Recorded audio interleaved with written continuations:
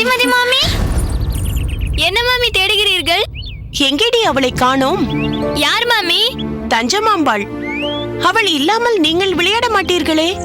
ஆமா மாமி, ஆனால் வர வர அவளுக்கு என்ன ஆயிற்று என்றே தெரியவில்லை. நேற்று சாயங்காலம் கூட கூப்பிட்டோம், வரமாட்டேன் என்று சொல்லிவிட்டாளே. இன்று காலையும் கூப்பிட்டோம், அவள் வெளியே வரவே இல்லை. அவள் அம்மாதான் வெளியே வந்து அவள் வரவில்லையாம், நீங்கள் போங்களடி என்று சொல்லிவிட்டார்கள். ஒருவேளை அவள் உடம்புக்கு ஏதும் சரியில்லையோ? அவள் அம்மாவிடம் கேட்டீர்களா? கேட்டோம் மாமி, அதெல்லாம் ஒன்றுமில்லை என்று சொல்லிவிட்டார்கள்.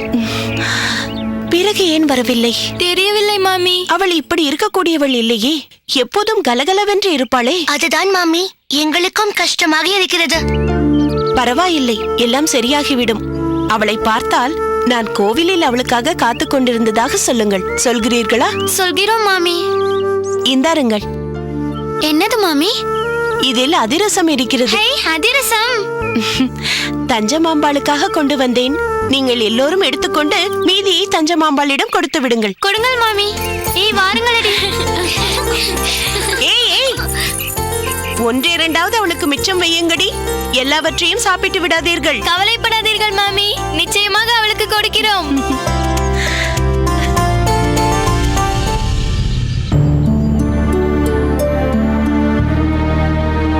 அண்ணா, சொல் கோவிந்தா.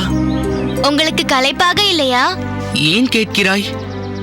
ஓய்வு இல்லாமல் உழைத்து தங்களை மிகவும் வருத்திக் கொள்வது போல் தோன்றுகிறது, அதனால் தான் கேட்டேன்.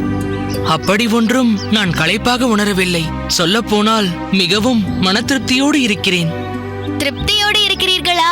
ஆம் கோவிந்தா, நம்மால் பிறருக்கு உதவ முடிந்தால், அதனால் அவர்களுக்கு பிரயோஜனம் ஏற்பட்டால், அதனால் ஏற்படும் மன திருப்தி இருக்கிறதே, அதை அளவிட முடியாது. உண்மைதான் அண்ணா. கோவிந்தா, ஒன்றை ஞாபகம் வைத்துக்கொள். பரோபகார சிந்தனையினால்தான் அகந்தையை அழிக்க முடியும், சகோதரத்துவத்தை வளர்க்க முடியும்.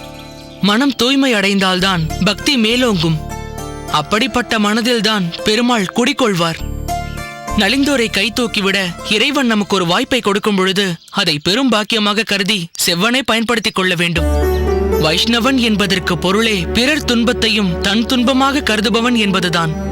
ஆகையால் நாம் செய்யும் சேவையில் களைப்பிற்கோ சலிப்பிற்கோ இடம் ஏது? உங்களை நினைத்தால் மிகவும் பெருமையாக இருக்கின்றது அண்ணா. என்னை நினைத்து பெருமைப்படுவதை விட நான் கூறியதை உன் மனதில் நிறுத்தி அதை வாழ்க்கையில் நீ கடைபிடித்தால் அதைவிட பெருமை எனக்கு வேறொன்றும் இல்லை.